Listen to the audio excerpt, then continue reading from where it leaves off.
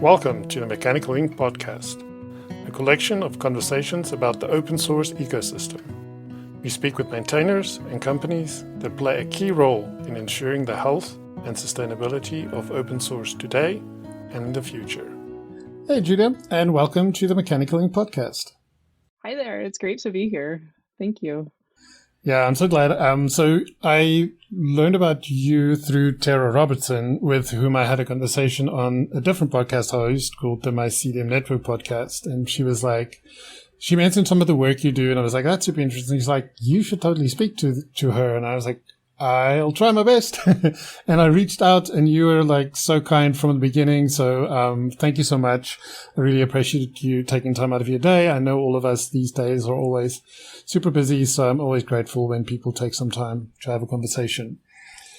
And, with all of that said, if you want to go ahead and give us an introduction to who you are, what you do, what gets you up in the morning. Yeah, great. I'm so glad that Tara introduced us, and I loved listening to your conversation with her. That was really informative and such a generous conversation. So I'm Julie Stewart Lowndes. I'm a marine ecologist turned open science champion, and I do that now through the program I founded and direct called Openscapes. And really, I work at I think of myself as working at the intersection of actionable environmental science, data science, and open source or open science, and really trying to learn from these different sort of disciplines and communities and help bring theories and practices of what works in each of them together as I mentor and empower folks who are working kind of in these spaces. And I can also say I did my PhD 11 years ago now and was focused on Humboldt squid and their migration patterns and their impacts on ecosystems and fisheries and how all of that was related to climate change. So that was a really neat project too. Oh, wow. That sounds super interesting. I remember that now that you mentioned it. This is one of the things that Tara mentioned as well. That's super interesting. Maybe we can dig into that a little bit more. But before we do that, I've heard the term open science before. I've done some reading into it. But to be honest, like if I had to explain it to somebody, I'd completely fail. So while I can explain to people what open source is, this is one of the topics that I'd love to learn more about. So if you can give us a quick open science 101, that would be great. Sure. Yes. Open science is a movement that is ongoing to reimagine science and really to help share things like data and code and publications. So share knowledge more openly and not have that so siloed and with limited access. But it's also I think folks often think about open science as those products, those things that are open, but it's also a process. It's about how we share ideas, how we teach each other, how we communicate more openly as like a culture in science. And so, we work in this space around open science, and I really think about this in terms of open data science as well. So we made a definition for that. We say that open data science is the tooling and the people that are enabling reproducible, transparent, and inclusive practices for data-intensive science. So really thinking about how it's software and it's people and culture that really enable us to be able to repeat and reuse previous studies and research and build from that more easily. And also, think about inclusion, whether that is folks, on your research team or your collaborators or people across the world who can build off your work and build from your findings. Yeah, that's incredibly important.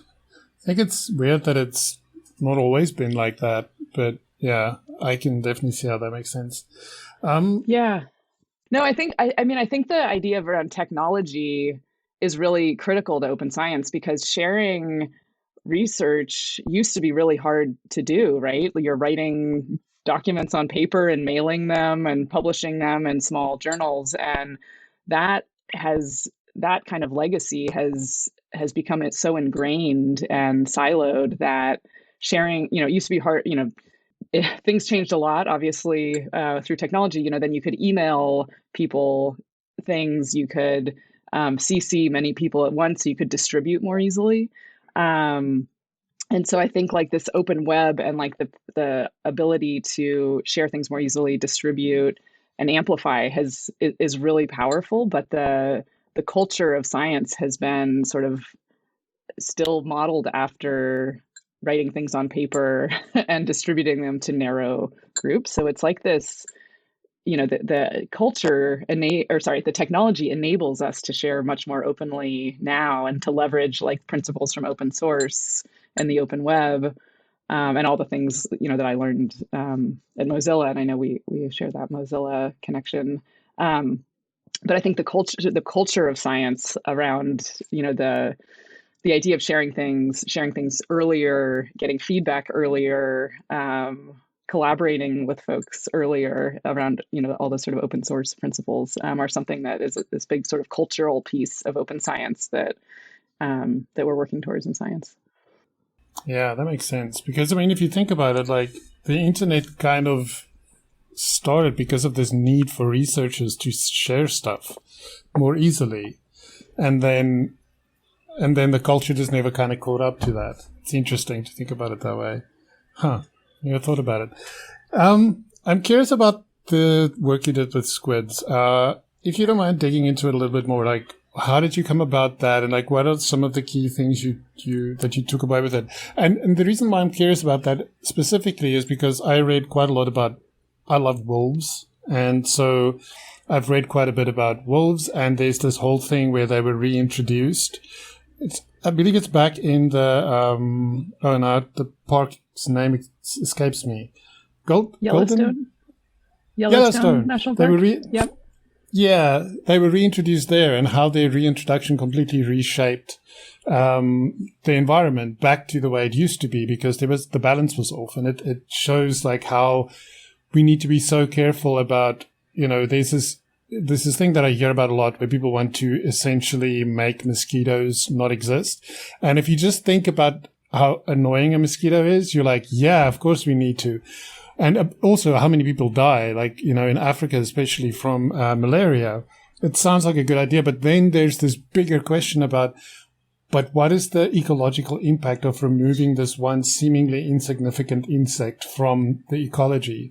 So that's the perspective from what I'm thinking of, is like the whole thing around wolves and then this thing about mosquitoes. And then you did this stuff with squids, and you learned like their impact and how it impacts climate change. So I'm really curious to hear more about that. Yeah. Oh, this is such an interesting topic, and that the story of the wolves in Yellowstone is so fascinating, and how like the whole like river system changed when the wolves were introduced. That's so cool. Our Humboldt squid project was also really, really fascinating, kind of in this lens, especially too. So this is a species of squid that are big. They're almost as big as I am. So they're not, they're not your typical kind of calamari pub squid that you might get in a restaurant, but they're these bigger squid, but they are an enormous fishery. So we talk in marine ecology, you talk about a fishery as being the like species of an animal within an area that is fished by people, essentially. So it's kind of like the community or the population of the squid in an area that's fished. And that's the way we typically kind of manage these species too. Like how many can you take sustainably is the idea around fisheries science. So this group of Humboldt squid is the biggest fishery in the world for squid. It's like the 12th biggest fishery globally. There's a lot of these squid in the ocean. They typically live south in the southern Pacific, off of Peru and Chile, and their northern range in the Pacific is up to Mexico. So about a little bit above the equator. And there was about a 10-year, 15-year period where we started seeing these squid in California, in Oregon, in Washington, in Canada, and even up to Alaska. So their range was expanding in an incredible rate while also holding their traditional range in the South. So it's just this like amazing expansion. And so our questions were like why, but also what impact are they having on the local ecology and animals here, which includes fisheries in California and the U.S. and Canada, and also thinking about will this become a fishery here? That was a big question as well. This was a big collaboration with folks from NOAA Fisheries, which is the U.S. Administrator of fisheries, and it was really neat to me because my part of the research was really like natural history of this animal, like where does it go, what is it eating, how fast can it swim. It was like these very basic sort of natural history questions of squid, but it was with high tech. It was like high tech natural history. We were using sensors of many kinds. We were using satellites, unmanned submarines, and looking at both the data that you would collect from a squid as it swam freely in the wild, collecting data every second. You can see how deep it is. You can actually see squid breathe at a second level because their movement is coupled with their breathing. They are like such cool animals. But trying to connect the data from an individual like that to video footage of whole schools of them, and then satellite imagery of water temperatures at the surface. So it was really interesting to try to tackle this question. And really, this is where I first got into data science and coding, was in order to answer these questions, because I couldn't. You can't answer those kind of questions without some toolkit around coding. Excel was the only tool I knew when I started this research, and I couldn't even open the squid tag data set in Excel. So I had to kind of learn to code and really found the power of how much bigger the questions you can ask in science are when you're thinking in that kind of framework. Yeah, that's fascinating. Okay, so as I said, I heard from you about Tara Roberts, and again, this connection that just doesn't escape me. It's everywhere. Somewhere Mozilla has been in between all these connections. It is so fascinating, because me and Tara used to work together at Mozilla, not necessarily directly, but we knew of each other, and I knew about her work, and she knew about some of the stuff I did. And you have the Mozilla connection as well through this fellowship that you got for the work on Openscapes, which is this initiative that you founded. And that is the next topic then that I'd love to touch on. So Openscapes, it sounds fascinating. Please tell us more. Awesome. The connection with Tara Robertson is so wonderful, and we continue to collaborate with her, and have learned so much from her, and with her particularly around diversity, equity, and inclusion, and bringing that into our work with open source and open science. So maybe to step back, let's see. So I've learned so much from Mozilla, and that kind of web first, open source mindset. I was learning about the work that Mozilla Science Lab was doing. This is Abby Kabonok-Mays and Stephanie Wright, and many others. Caitlin Therney. So it was really interesting because I came into this world through the R programming language. This was open source. This is an open source computing language, after I finished my squid work, I switched to R and kind of learned about code and reusing other people's code and asking, we're interfacing with developers and asking people questions. And so when I came to Mozilla, I kind of thought I knew what open was, because was participating in this kind of open data science piece. And it was really fascinating with Mozilla to learn, like, oh, open science is actually much broader. It's not just the code. It's like thinking about open, like, hypothesis to open publishing, and open funding, and this whole spectrum of open. It was so interesting. And then at Mozilla, like, learning that open science is just one piece of a broader open movement, open government, open healthcare, disinformation, all of this whole scope. So it was just phenomenal to learn, and kind of have that broader mindset and awareness and see those connections. So I got the Mozilla Fellowship in 2018 with kind of the feeling and vision of Openscapes. I had found through the R community that open science and open source was so powerful for not only my thinking and my broader questions in science, but also the idea that it's as easy for me to publish a website with my results as it is to keep a PDF of it on my computer, like just that, like, power. And like, we started, instead of emailing collaborators Word documents, we would send them a single URL and always keep that the most up to date. And it was just like this phenomenal mindset shift. So that's kind of what I brought to the Mozilla Fellowship. But I didn't quite know what I would do, like what's the thing. And so it was learning with Abby Kabonok-Mays and her Mozilla Open Leaders program. I'm not sure. Are you familiar with the Open Leaders program? It's so funny you should mention that. I worked with Abby on that as the person who always joined the cohorts to talk about open source and tell people basically how to run a successful open source project, what things are to be careful for, and how, diversity, inclusion, that kind of stuff. So yeah, I probably just didn't join the cohort that you were on just by chance. Oh my gosh, that's amazing. That's so cool you worked with her. And then, yeah, what a chance, like, missed moment. Yeah.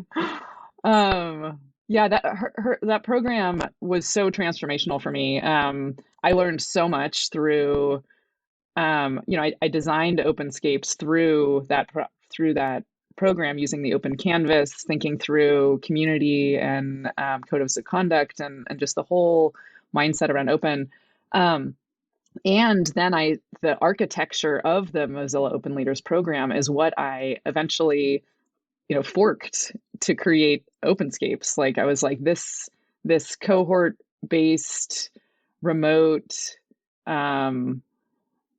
program where you bring your own project and get guidance on thinking through its design and what it needs, but with this really, thoughtful sort of scaffolding and teaching around open source. Like, that's what I would like to do with other marine ecologists around open data science. Like, so I've kind of I forked that Mozilla Open Leaders structure, and now use that to work with research teams around open data science and environmental science.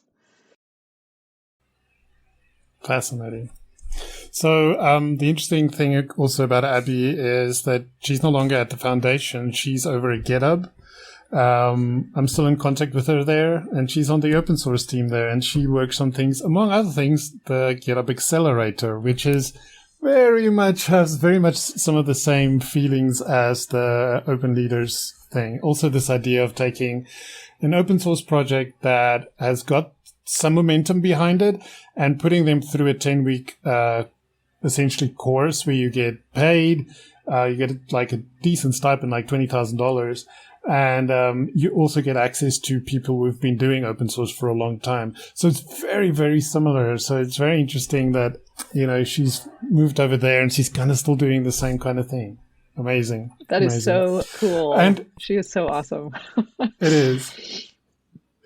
She's amazing. And I had no idea, but I had, I think the second episode, or maybe it was the first episode of the Mechanical Link podcast. I can't remember. No, I think it was the second one. I spoke to her and Nathri from GitHub, and we talked about like the GitHub Accelerator, among other things. And that's where I learned that Abby actually kind of did work in open science for some time, because she was working on cancer research because her grandmother passed away from cancer. And she was getting like, she didn't like how a lot of the things were geared towards profit. And therefore, a lot of things that actually showed promise was not pursued because there wasn't money to be made. And that like really went against everything that she was trying to do. And that's how she got involved with open science, open source programming. Like I had no idea. So that was fascinating to learn that about her. And it made so much sense then when the work she was doing at the foundation. Yeah. Small world. Wow. Yeah. So as you mentioned, Openscapes being like a fork of essentially like open leaders and how you're working with this. So it's on GitHub. Another way this is all interlinked. So I've had a quick look at the organization on GitHub, and there's quite a couple of projects. There's especially one that's around a lot of teaching material. So I'm curious, in terms of the projects you have there, is there any ways for people to get involved? Like, what is the kind of help you would need? You do need from the community, and anything like that. Yeah. No, that's such a great question. So yes, everything we do is on GitHub, and primarily, I think it's teaching resources, community engagement. It's a space for folks to learn and reuse, which is and fork themselves, which is really awesome. I mean, I think GitHub, and then also from the R community, R Markdown is a tool that we use to build websites, and now have shifted to Quarto as that's emerged. But that kind of web first thinking was such a huge part of the design of Openscapes to begin with. So the website is made in R, published through GitHub. Our main curriculum and documentation are the same. These are like ebook looking things that are built with R and published on GitHub. And then there's other projects like our collaborator Sean Cross has built an R package to help us automate a lot of the teaching, the sort of facilitation resources that we use in each teaching lesson. So that's in there as well. I think I think though too, the Openscapes GitHub organization is kind of a lot of documentation and teaching resources, and there's other places where the Openscapes community are building things for their research, and so there's other places that folks could get involved with too. There's the NASA Openscapes GitHub organization, and there's also it's called NIMFS Openscapes GitHub, NMFS. That's the NOAA Fisheries GitHub organization. These are places where NASA and NOAA Fisheries researchers are like building packages to use in their research, and figuring out how to do automated reports that are templated in the way the government needs them to be, but still underlying with reproducibility and open source tools. So there's a lot of places to look through. I'd say the main contribution it would be to reuse and amplify, to share these resources with others, and then as you're sort of reading through them, if there's other contributions to create to make, we always love pull requests or GitHub issues about things you see. But that's something that's actually emerged for me quite a bit through this work in the last few years, is that reusing is such a big part of open source and open science. Like, it's not only about putting stuff out there, it's about reusing other things, iterating them, strengthening them, helping them get more use so that less people are spending their time reinventing. So that's been a big theme here. So in terms of the teaching material, who are the people that you teach through Openscapes, and what kind of things do you teach? Yeah, yeah. No, this is great. I should also say too, my all this work is a collaborative effort, and my partner Aaron Robinson has designed and scaled and implemented so much of these principles too. So I need to particularly owe so much learning to Aaron Robinson. But yes, so we work primarily with environmental and earth science research teams. So these are folks that, and we work with academic and government and nonprofit groups. So this might be a team of an academic lab group where there's a faculty member who's a marine ecologist and their postdocs and grad students and techs. It can also be, we work with folks at NOAA, Fisheries, and NASA. So these are teams that might be comprised of user needs staff around open source software. It could also be a team that is creating a fisheries report annually and thinking about how to have the person in charge of the data have a better workflow that includes folks who are writing the report and finalizing the formatting and figures and managing the whole project. So it's really, the teams are really diverse, like as I was going to say, as you might expect from like the Mozilla Open Leaders design, it's like who's interested in learning how to do a little bit better with the way that their workflows are going around these environmental and earth projects. So what we do is we teach, our curriculum covers topics that are really designed to be useful no matter where you are in your career or your data science journey or your open science journey. We teach ideas around data strategies for future us and coding strategies for future us. So this is bringing in this mindset that these things aren't only on your own computer. They're not only for your deliverable, but like how can you design everything you do to be thinking about like your team in the future or someone that might join your team in the future. So thinking about kind of how to design like an onboarding mentality through into your code and your documentation and your whole workflow. We also focus a lot on, we have a whole unit on psychological safety and team culture.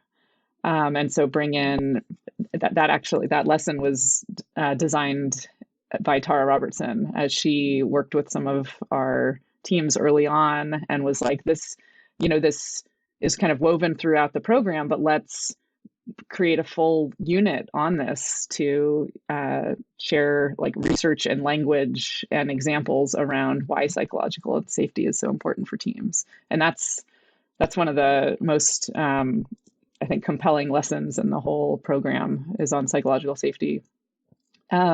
We also, the format is very discussion, is short lessons and then discussion based. So it's not a webinar and it's not like a hands-on coding workshop, but the one thing we do hands-on is we all create GitHub accounts together and publish. We practice committing and publishing from the browser, and we practice making issues and collaborating and having conversations and using project boards together also from the browser. So it's this trying to fill a need that we've seen throughout our, that Aaron and I have both seen throughout our experiences in this space, and not be redundant, but really complement other coding workshops or, GitHub tutorials, types of things. Yeah, that's fascinating. And I've actually, I've encountered the same thing, that oftentimes people don't think about this, but one of the I don't know if it's like one of the things that block a lot of people from contributing to open source is literally a lack of knowledge of how to use Git and GitHub. And it's strange that there aren't more resources that really just show you what's the bare minimum you need to get by. Because Git is super complicated, but you don't need to know all of it to make contributions. And in fact, with GitHub, how it's evolved over the years, there's a heck of a lot you can do without even having to open up a terminal. So, and even if you're on your machine and you are, for example, not on the website, if you use the GitHub desktop app, like that again makes so many things so much simpler. But it's interesting that there isn't more content geared towards specifically people that's new to that. I'm working on something like that at the moment, but yeah, it's interesting that there isn't more about this because it's often the one thing that's blocking people. Yeah. Ooh, I'd love to hear more about your work around GitHub. We, my colleague and I, Allison Horst, we made an illustrated series to sort of welcome folks to what GitHub could do. I'll send it. I don't see a way to send it to you right now. I'll send it to you afterwards. Or if you can search for GitHub illustrated series Openscapes. But yeah, so because I think,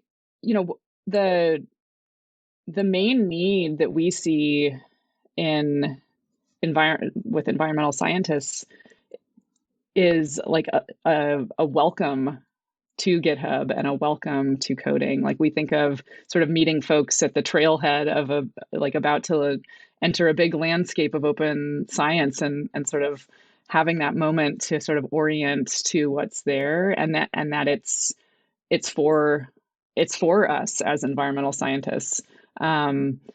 Coding and software is not a part of our formal education. And so people kind of pick up what they need along the way, and are kind of, I can speak from my own experience, are pretty like nervous that they're doing it wrong and like not wanting to say out loud or share because it's embarrassing. And there's this sense that somehow everyone else learned how to code and has it figured out and knows GitHub and all these things, but like I missed it. There's this like sense that everyone's kind of feeling.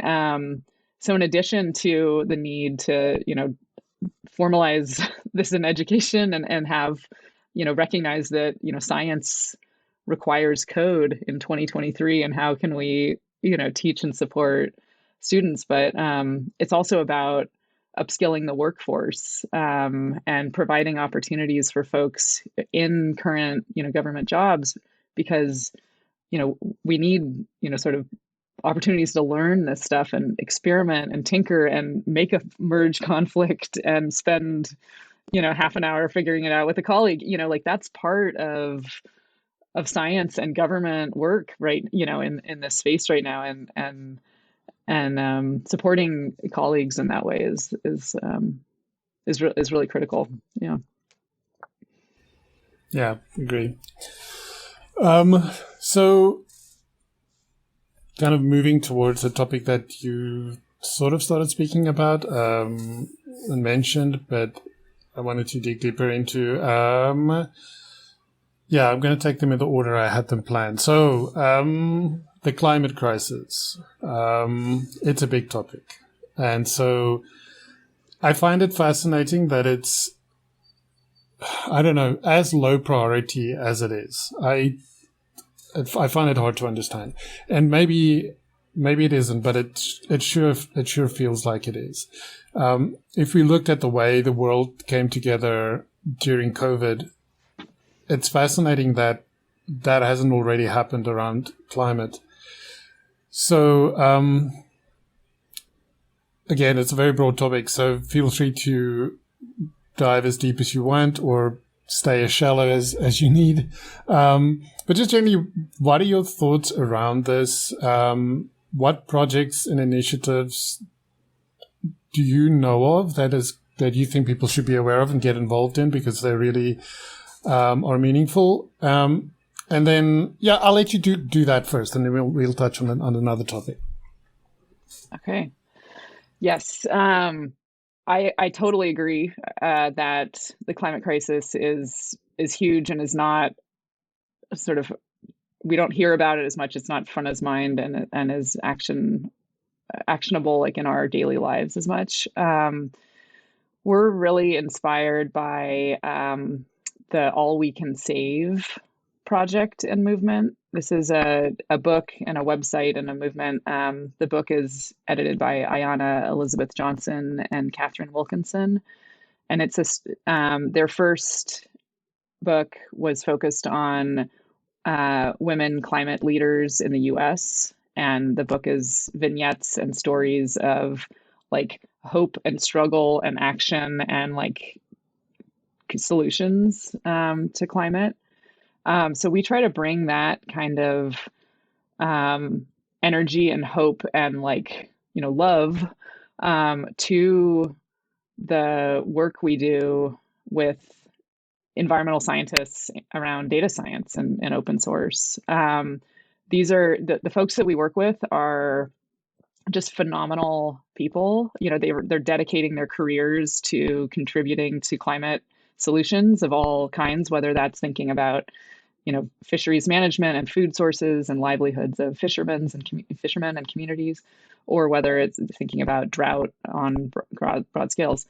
And so I think one of the biggest things we try to keep in mind is helping connect those, these are folks, these are scientists like with these big motivations about climate solutions, and their daily activities are often feeling really stuck. It's like version 5.xls, in a forwarded email thread. Like that's your daily struggle is not like meeting that bigger moment of, that bigger movement and ideals around climate change. So we're trying to help, provide not only tools and strategies to make those daily, coding open source challenges easier, but help folks connect that to, motivate those daily activities to climate change. Like, we're not gonna solve climate change if we have this,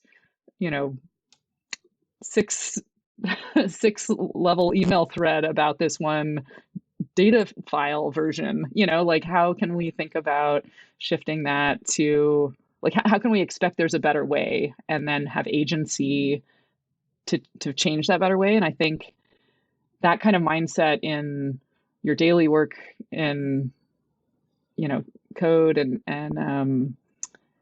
and open source can also translate to daily, that same action outside of work and getting more involved with your communities, being inspired by global movements around climate change, and really kind of having that motivation and that agency that like these little things we do make combine to make a big change. So it's, it's not waiting or thinking that like there will be one big thing that will change things. It's about like thinking that this is many little things, and there are little things that I can do kind of immediately across my whole life. Yeah. Yeah. So talking about programming, so I remember something that was quite a hot topic at some point was the effect of all this crypto mining that was going on, and the immense amounts of electricity that required to do this stuff. And so a lot of people that was against crypto was often against it because of that. There's also other reasons. There's ethical reasons. There's exclusionary reasons for that. But one of the things was the fact that there was these massive server farms filled with GPUs just chugging away and using sources of power that was more often than not coal and things like this. Mm-hmm. But there's many other things in the software industry that we don't actually know because it's not talked about. It's not brought to the fore, of things that use incredible amount of energy, and that's actually contributing to this whole problem in a big way. I'm, for example, now wondering about this whole thing about machine learning that's just taken over conversation everywhere. How much that is different from the whole crypto thing, because I know that these things need a bunch of GPU. It needs a lot of GPUs to be able to do all that data parsing. So I'm wondering, like, how much of that contributes to this and is just not talked about because there's a lot of money in it. But there is this foundation called the Green Software Foundation, and they're going to, in the first quarter of this, so I guess before the end of March, they are going to bring out their Green Software Report, which I'm super looking forward to have a read. Well, looking forward to, but hopefully it's not too negative. Are you aware of any of these things inside the whole software movement? Any initiatives you know about? Are you aware of the Green Software Foundation specifically? It's a super fascinating and important area, and I wasn't familiar with the Green Software Foundation, so thank you for sharing that. I was looking into that before we chatted, and I'm looking forward to that report too. Do you think things like what Microsoft, for example, have done with Windows 11, and I just recently read about Xbox, so they made it carbon aware. So the idea is that it will batch certain things to do it, as far as I understand it, to do certain data-heavy or energy-heavy processes at a time of day when generally there isn't a high demand. Is that something that's even effective, or is it just like moving things around? And in the end of the day, now instead of having a lot of energy consumed during one period, it's just spread throughout the day, but the amount of energy you consume doesn't actually reduce. Is there anything does this make any sense? Or do you have other ideas that could maybe be more beneficial? Yeah, it's a really good question. I didn't know that level of detail about moving the timing. I'm less familiar with kind of those strategies. I think we think a lot more about like who's included to participate in these activities, whether it's, Bitcoin or Cloud or Chat GPT or coding at all or open science at all. And I think where it comes down to, like, when would folks have had the opportunity to learn these skills? They're often learned, on the side outside of your school or outside of your work. So that means that you don't have other obligations for that time and you can put it towards learning. And that excludes a whole lot of people. And then there's also that sense of welcome as well. Like, we work with folks, like amazing environmental scientists across career stages, right? These folks they might have been working in R for years and don't think of themselves as a data scientist, or don't think that like GitHub is for them, because they don't identify as a like hardcore software developer that they might interpret as that's who GitHub is for. So I think that in addition to whatever technical or sort of policy level ways we're thinking about, shifting energy and away from coal and all of that, I think also always thinking about who's participating and who's included and empowered in these spaces is really key. Yeah, very true. So talking about another initiative, the Carbon Almanac. I don't know if you're aware of that one. I know Seth Godin is heavily involved in that. I'm not even sure if he started it.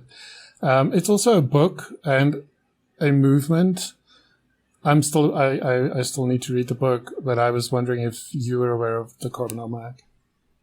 I'm not. No, that's another awesome thing that I'll follow up with following this conversation. Yeah.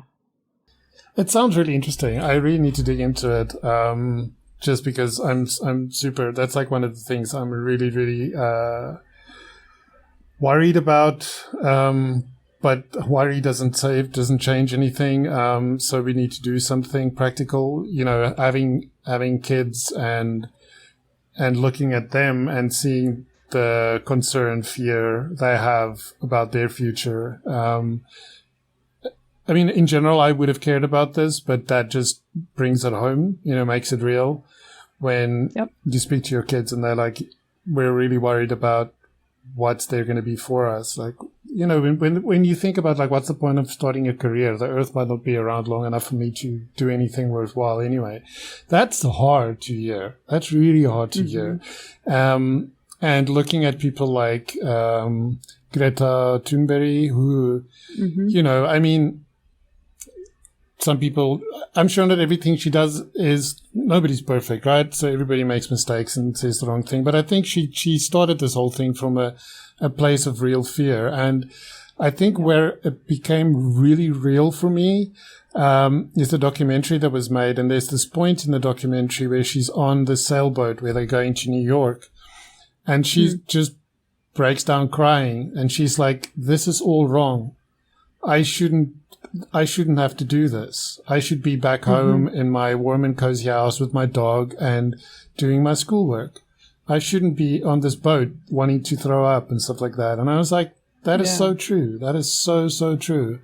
And so, all of that kind of stuff makes me just grasp at things. But then, like you previously mentioned this idea of disinformation, and that is such a big problem that we don't have a solution for yet. And the scary thing with all these machine learning things that's being bolted onto everything that people can possibly bolt it onto is that it's acknowledged that they are confidently wrong often.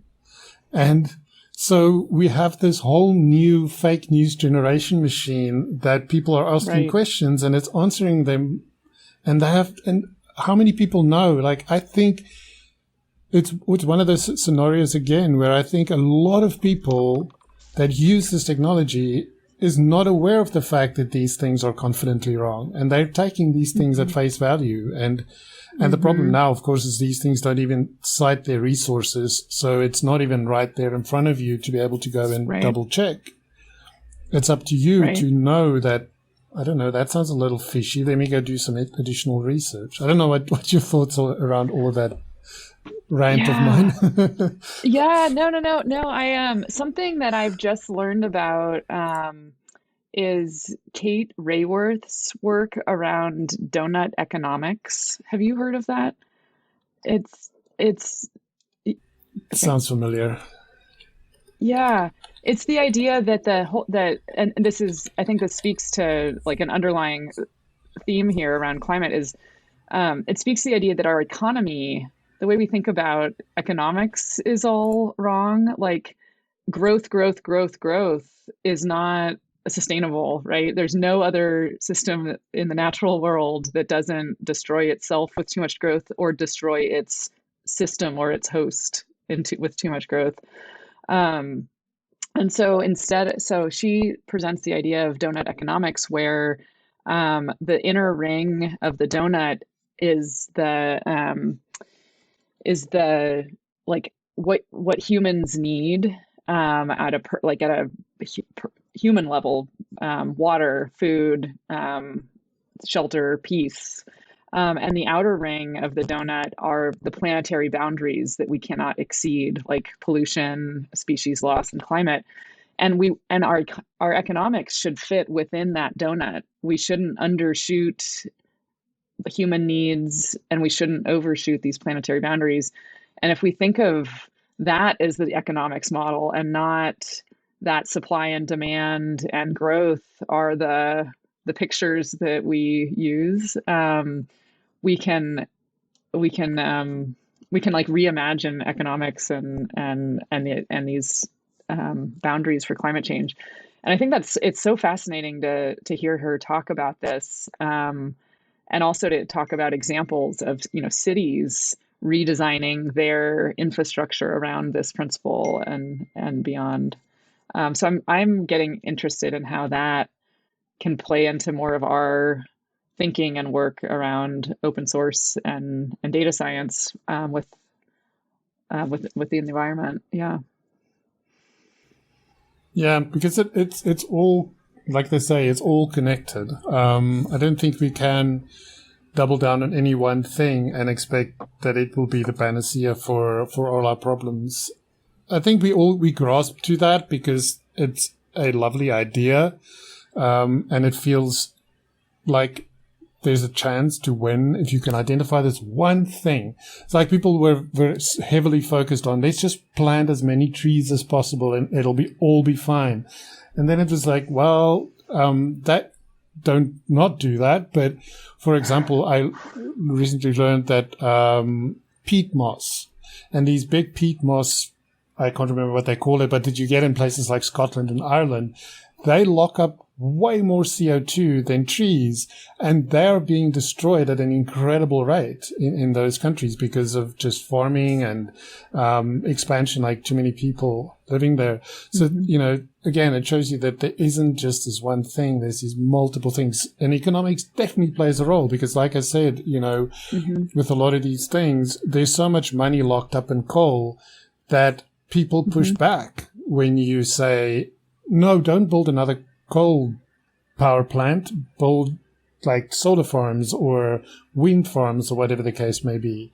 It's like, but that's not where the money is. And so we need to rethink this whole growth to all end thing.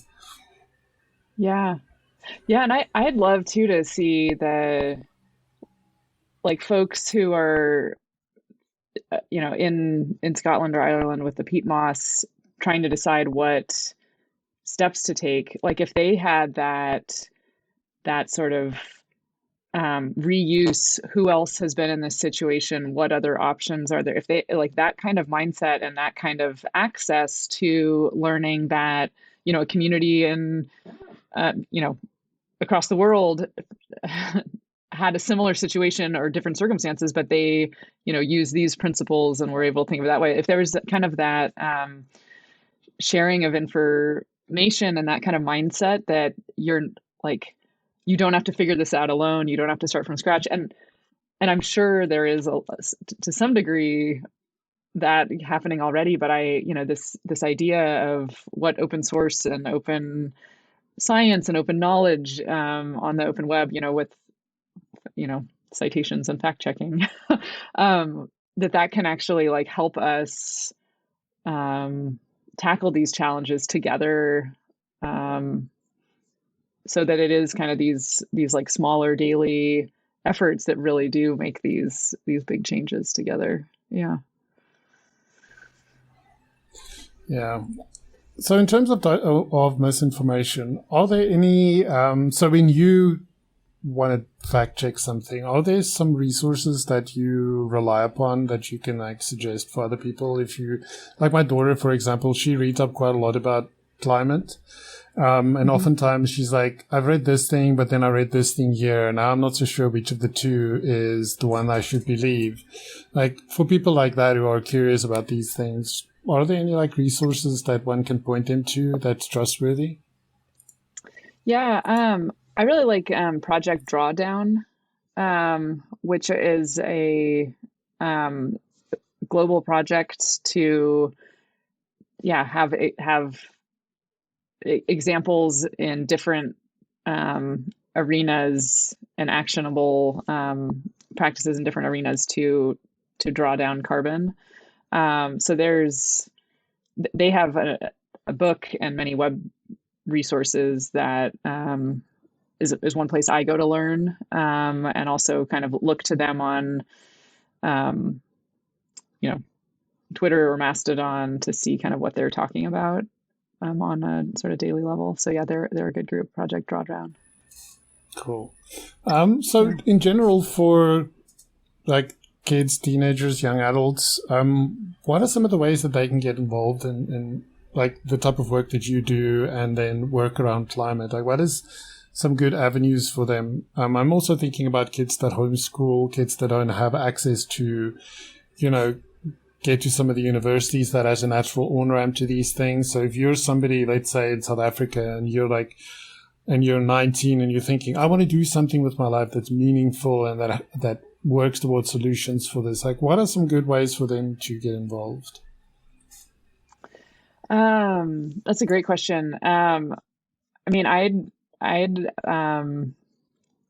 I think that our Openscapes resources around sort of getting this, developing this mindset around open and reuse and how code and open source can connect with climate can be a place to start. And from there, I think, being, following your curiosity. Like I think there's really interesting examples of community efforts happening that are sort of connected, or that are, have an online presence or connected to like internet open source in different ways. And that can be a way to not only learn about projects that are of interest, but also how to develop skills, whether they're technical on the internet or sort of on the ground skills to contribute there.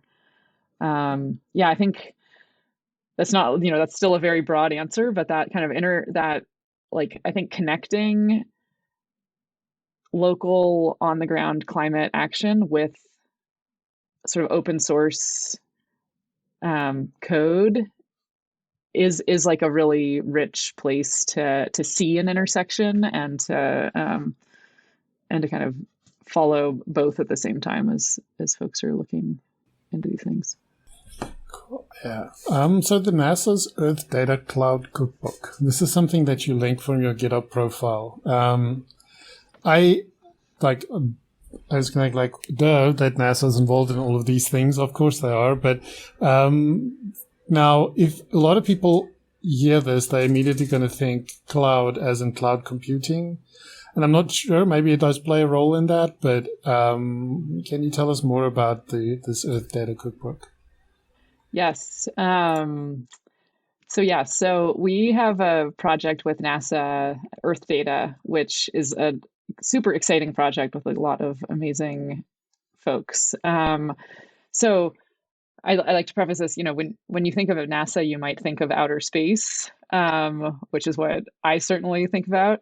But NASA also collects an enormous amount of data about our Earth, so that we can study climate or global level, climate patterns, drought, looking at agriculture. There's and oceans, ice. There's so many different things that folks use NASA Earth Data for, and the data from those satellites traditionally have been freely available from 12 different data centers in the United States. So that you go to one place for your ice data, you go to another place for your land data.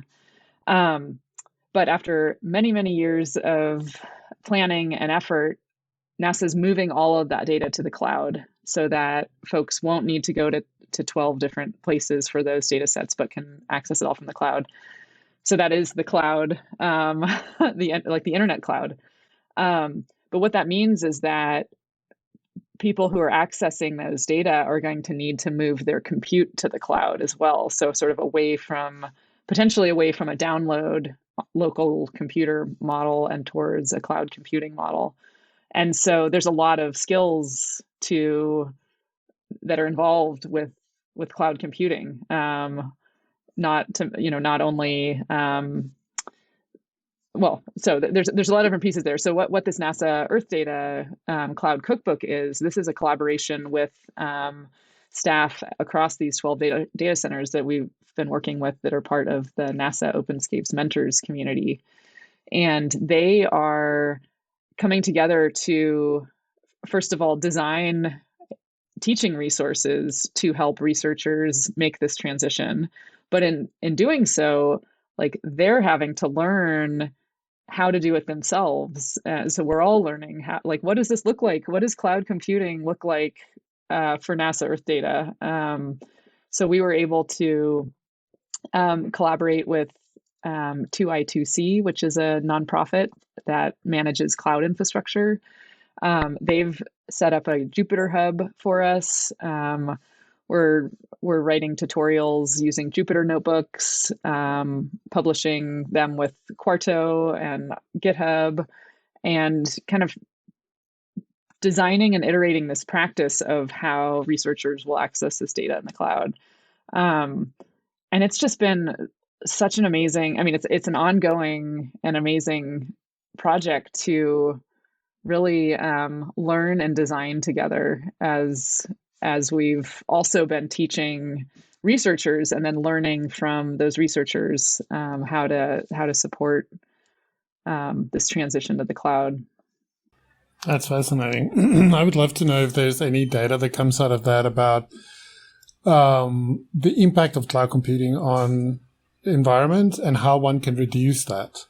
And again, publish that somewhere so that you can then share that with like these big cloud providers and try and identify the players that is doing this responsibly so that people can, they say, what is that thing? Speak with your wallet? No, that's not the right term. Vote with your wallet. So it's like spend money where at people that you agree with, So if you don't agree with company X, then don't buy products from them, because if you buy products from them, you're voting with your wallet and they're going to keep doing it. So, if you identify that, for example, DigitalOcean does this really well, then, vote with your wallet and host your stuff at DigitalOcean because you know that they're doing this correctly. So that'd be fascinating to learn if some stuff like that comes out of it. There's so many more things we can talk about, but unfortunately time is not a thing that's infinite. So in closing, I would love to hear from you just like, what are your hopes for the future of our planet? And then what is the one thing that you would tell everybody to do that they can do to improve their lives and possibly the lives of others? Yeah. I think my vision of the planet is that we're living sustainably, that we, I think it is kind of going to be sort of interconnected local activities rather than,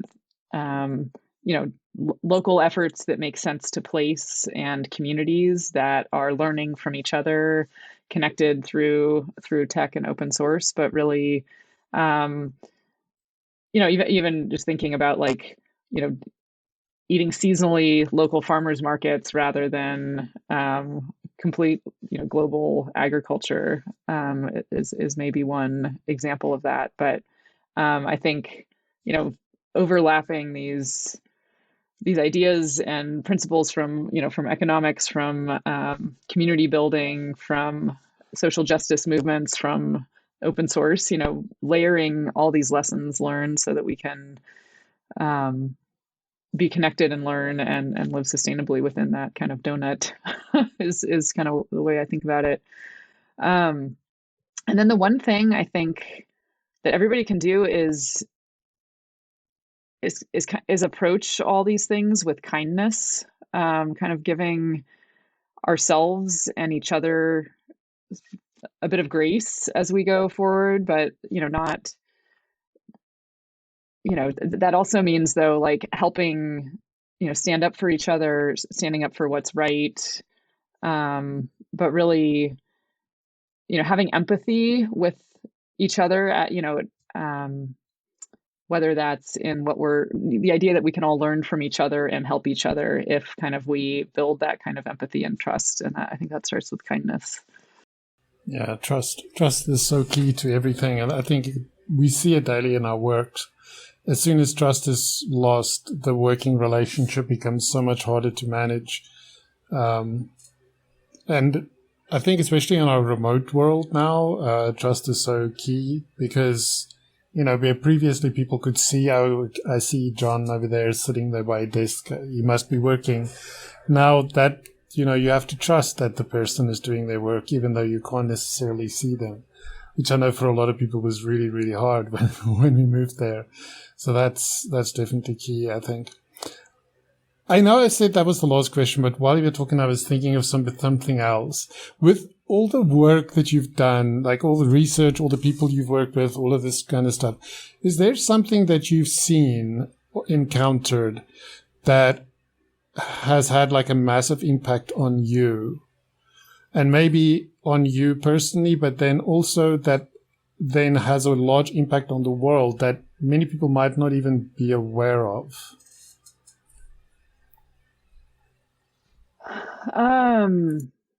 That's a big question. I've learned so much. This could be a whole nother conversation.